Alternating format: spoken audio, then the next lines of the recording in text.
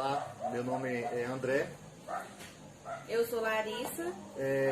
Aqui faltou um colega nosso, Flávio, por motivo de força maior, ele não pôde comparecer, mas ele está na equipe. Nós somos do curso de licenciatura em Biologia da UESC, EAD, e vamos trabalhar hoje a disciplina de Química e vamos apresentar os 4 modelos atômicos, os últimos 4 modelos que foram criados pelos cientistas, e vamos mostrar também suas eventuais modificações ao longo do tempo, né? E a gente trouxe aqui alguns modelos em forma de maquete dos modelos atômicos, dos 4 modelos atômicos que passaram. Como o André disse, nós fizemos uma maquete representando os 4 modelos atômicos. Primeiro, o modelo de Dalton, que foi em 1808 e ele representou a bola de bilhar. Segundo foi o modelo de Thomson, que ele propôs um modelo chamado pudim de passas. Terceiro foi o modelo de Rutherford. E o quarto, o modelo de Bohr, Niels Bohr. O modelo de Rutherford ficou conhecido como modelo planetário. Depois ele aperfeiçoou e fez um modelo de Niels Bohr, aperfeiçoou o modelo de Rutherford, mas que a gente vai falar mais pra frente no vídeo. A constituição da matéria é motivo de estudo desde a antiguidade. Os pensadores Leucipo, 500 anos antes de Cristo, e Demócrito, 460 anos antes de Cristo, formularam a ideia de haver um limite para a pequenez da matéria. Essa foi uma teoria filosófica, conhecida como a teoria dos átomos, uma teoria filosófica. Eles afirmavam que elas se tornavam tão pequenas que não poderiam ser divididas. Chamou-se essa partícula então de átomo. A palavra é derivada de radicais gregos, que juntos significa o que não se pode dividir. Segundo o modelo de Dalton, a sua proposta baseou nas leis ponderais, que regem a transformação da matéria. Lei da conservação da matéria, que diz que a energia não pode ser criada e nem destruída.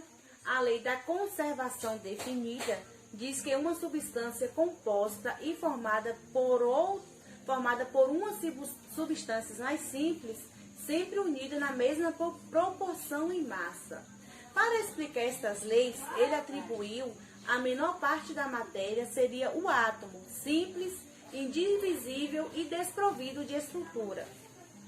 Os átomos de diferentes elementos têm diferentes propriedades, mas todos os átomos do mesmo elemento são exatamente iguais, dizia Dalton. Segundo ele, os átomos não se alteram quando formam componentes químicos. Os átomos são permanentes, indivisíveis, não podendo ser criado e nem destruído. Ele afirmava essa hipótese segundo a lei ponderais, que era a lei da conservação da matéria. As reações químicas correspondem a uma reorganização de átomos. Segundo ele, o átomo tinha essa forma, de bola de bilhar. Ficou muito conhecido na época, em 1808. E só para a gente...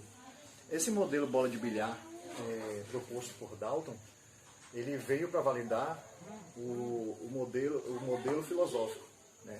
Que seria de um átomo, de uma pequena partícula indestrutível e que não era mais dividida.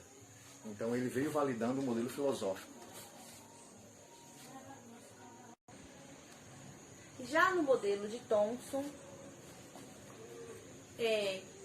ele foi o primeiro a realizar a divisibilidade do átomo.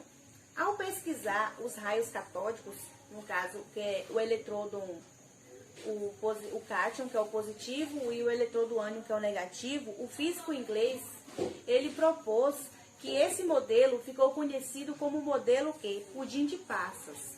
Por quê? Thomson indicava que os átomos deviam ser constituídos de cargas elétricas positivas e negativas, distribuídas uniformemente, ou seja, o átomo era uma esfera maciça positiva com elétrons negativos. Ele descobriu essa mínima partícula e assim estabeleceu a teoria da natureza elétrica da matéria, concluindo que os elétrons eram constituintes de todos os tipos de matéria, pois observou que a relação carga e massa, no caso aqui a massa positiva, do elétron era a mesma para qualquer gás empregado em sua experiência. Em 1897, Thomson tornou-se reconhecido como o pai do elétron. E só para lembrar, pessoal, Thomson conseguiu descobrir essa divisibilidade da partícula com um experimento chamado tubo de raio catódico. Né? Ele lançou dentro do tubo raios que saíam de uma extremidade à outra, e ele, através de um ímã, ele via que os raios conseguiam se mover dentro do tubo. Então ele definiu que o átomo não era simplesmente uma partícula indivisível como propôs Dalton. Ele tinha algumas divisões, que seria um elétron, como Larissa falou, né? Disperso dentro de uma massa positiva. Dentro de uma massa positiva que ganhou o nome de próton. Eu falarei agora um pouco sobre o modelo de Rutherford. Rutherford foi um físico neozelandês. Ele colocou uma folha de ouro bastante fina dentro de uma câmara metálica. Seu objetivo era analisar a trajetória de partículas a partir do obstáculo criado pela folha de ouro. Nesse ensaio de Rutherford, observou que algumas partículas ficavam totalmente bloqueadas, outras partículas não eram afetadas, mas a maioria ultrapassava a folha, sofrendo desvios. Segundo ele, esse comportamento pode ser explicado graças às forças de repulsão elétrica entre as partículas. Pelas observações, afirmou que o átomo era nucleado e sua parte positiva se concentrava num volume extremamente pequeno, que seria o próprio núcleo. Nesse ensaio, Rutherford observou que algumas partículas ficavam totalmente bloqueadas, outras partículas não eram afetadas, mas a maioria ultrapassava a folha, sofrendo desvios. Segundo ele, esse era o comportamento que podia ser explicado graças à força de repulsão elétrica entre essas partículas. Pelas observações, afirmou que o átomo era nucleado e sua parte positiva se concentrava num volume extremamente pequeno, que seria o próprio núcleo. Segundo ele, o seu modelo baseava em o núcleo formado só por prótons e os elétrons ficavam ao redor na eletrosfera, que ficou conhecido como órbita planetária. Ele, no segundo modelo de Rutherford, esses dispersos, eles ficavam dispersos no átomo. Então foi que lá na frente ele teve a conclusão que se o átomo era composto por um núcleo positivo e que tinha elétrons dispersos na eletrosfera, isso poderia acarretar em uma força de atração, devido o núcleo ser composto de partícula positiva. Os elétrons logo seriam atraídos e isso causaria um colapso nesse modelo atômico.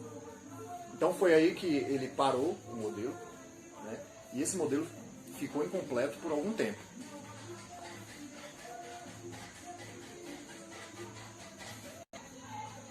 E eu vou falar agora um pouco sobre o modelo de Bohr.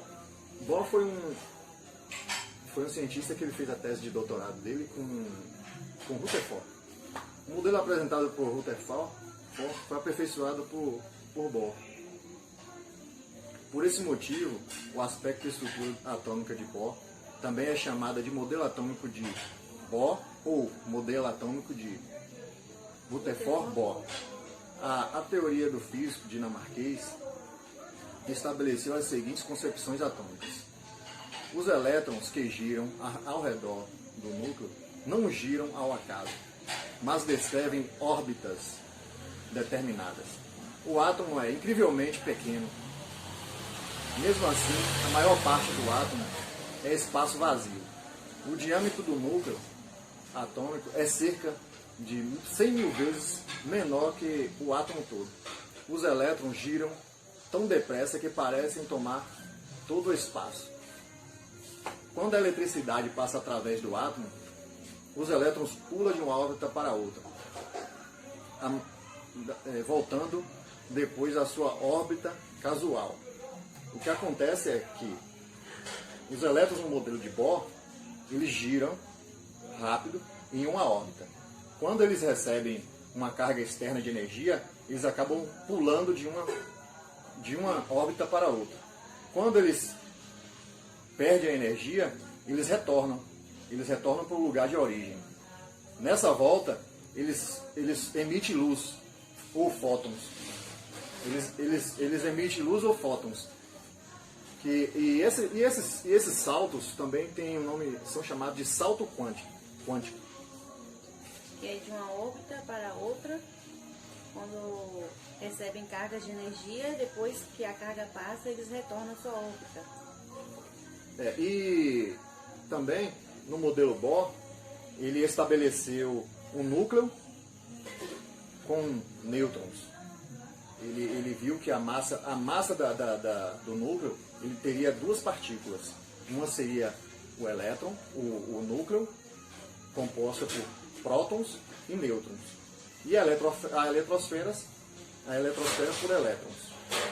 Porque no caso, o nêutron seria para estabilizar a carga positiva dos prótons, porque o nêutron não possui carga.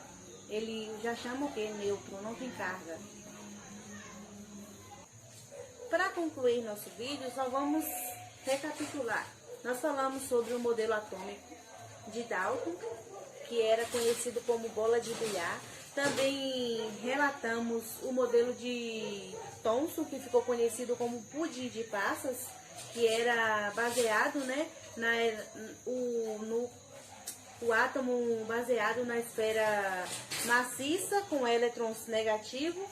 O modelo de Rutherford ficou conhecido como ordem planetária, em que o núcleo eram só prótons, a carga positiva, e ao redor os elétrons. E já fechando no modelo de Rutherford Bohr ou Niels Bohr, em que o seu núcleo era formado por prótons e nêutrons e sua órbita eram formadas pelas eletrosferas.